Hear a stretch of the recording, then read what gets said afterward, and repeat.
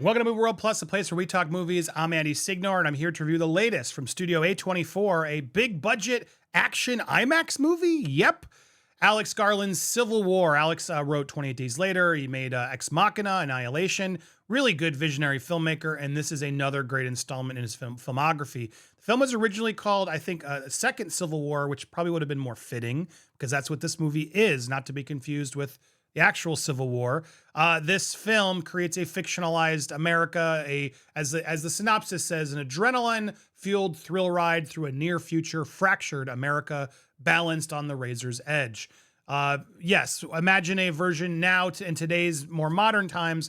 How could a civil war happen? Well, in this version, some states have now seceded from the country. They have now created their own military. They're fighting back. A president played by Nick Offerman, which we learn through little pieces throughout the movie. It's never really clearly said like what happened or why or who's fighting for what. They keep all that vague, and I'm glad they did, because it does feel a little bit more apolitical. They're not trying to tell you which side was wrong.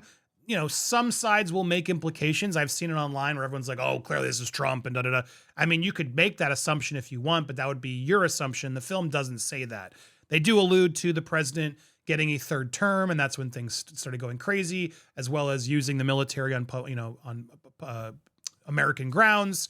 That's the sort of little pieces that you're given, but overall, this film really isn't about the president and the politics so much as it is about journalism. It's about creating this world where the world's so divided that we're now truly fighting with each other. And honestly, it does feel very relevant to today, because it's scary how much we're fighting and how far could it go.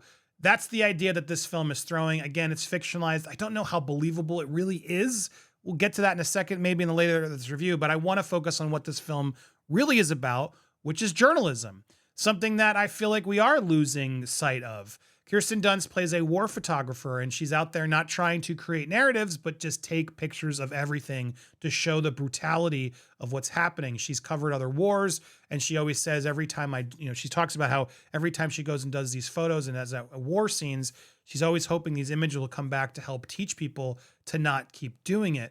But we don't. We keep killing and hurting each other and doing these crazy, scary things. And that's what the film is. She's really good at what she does.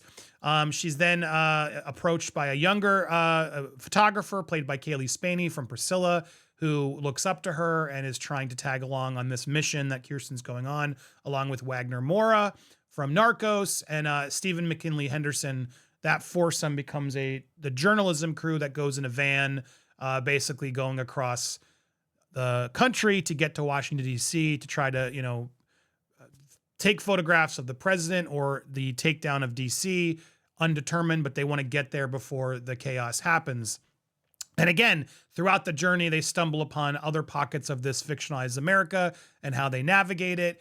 And what, I liked about the film is I didn't feel like it was so like red bad, blue bad. No, it's just about divisiveness. Killing's bad is what they're trying to make clear here. We shouldn't be hurting each other like this. This is too extreme. And that should be a universal message for all sides. And that's really what this message is about. But this world that we're thrusted in is not that far off from a version of reality. And yeah, it's harrowing. It's exciting. It's scary. It's really well shot. And I got to say, I was really enthralled throughout the piece. But I was also incredibly moved by the journalism aspect of this photographer putting her life on the line to capture these photos. And Alex Garland makes a really amazing creative choice throughout a lot of the action. You're seeing these big budget action set pieces, but then he takes a moment to stop and you see the photo to like really encapsulate like what this is about and how important these images are to document our history and what we do. And that to me was the strongest takeaway of this film. You can see this film, and I've seen people like, I don't know, some critic on Twitter I was arguing with of like, oh, this film's going to be so divisive and it's so toxic and da-da-da-da. No, I didn't see that way. And I saw it with an audience in Florida, mind you, and I was listening to people come out and they were like, I was surprised how apolitical this film was.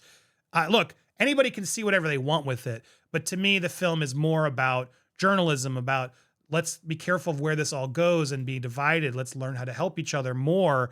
Those are the themes of this film. How do we work together and make sure we don't fall down the same, horrors of our past and have another civil war, which it's not helpful, guys. It's not going to help anybody.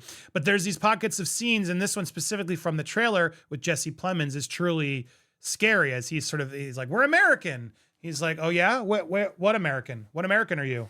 And it's that's this idea of just how, militias with guns can now have this sort of opinion in a world where if chaos was to continue and the rules aren't there to keep us aligned, well, then all hell could break loose. And that's what this film really is about, is you're witnessing basically people doing whatever the hell they want. But it always stays focused around Kirsten Dunst, who's wonderful in the film. I think she's fantastic. It's a great piece for her. She really just puts herself out there. I love the interaction with her and Cailee Spaeny's character of just trying to find those human moments and not get so lost in the war and the madness and the graphic stuff they're having to witness. There are several scenes of just grounded pain, and it's really well done. I gotta say, it's intense. It's harrowing, I think is the good word to describe this film, but it's also like edge of your seat thriller moments where you're like, what's going to happen? Alex Garland does a really good job piecing it through. And again, I think he does a good job trying to yes, you could say this is certain political things, but no, I don't think ultimately it is. It's more of a broader story of the dangers of what can happen if we're not careful, and the importance of true journalism, of documenting these images and showcasing history. It's imperatively important. And that's what to me was most moving about this film. The ending, I think, will be up for, I don't know, I had some issues and I don't want to spoil it, but the choices of the ending, I didn't dislike it, but there's some things they do that I did dislike. Overall, that was my only lasting thing that didn't make me like, oh, brilliant. There's a frustrating part at the end that I was like, really? But at the same time, overall, I think fitting and well done and worth seeing. I'm teasing that because it goes somewhere. Stay tuned, get on board.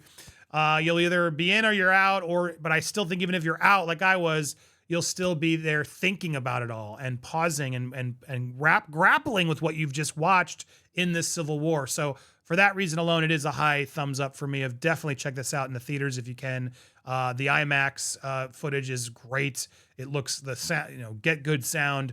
For A24, this is a higher budgeted film. I'll be curious to see how this does. It's definitely, a harder sell for people. It's an art house film, but A24 can do well. And I hope this does do well because it is a really well-made film. I'm a fan now of Alex Garland. He's doing really good work. Ex Machina is another great one if you haven't seen.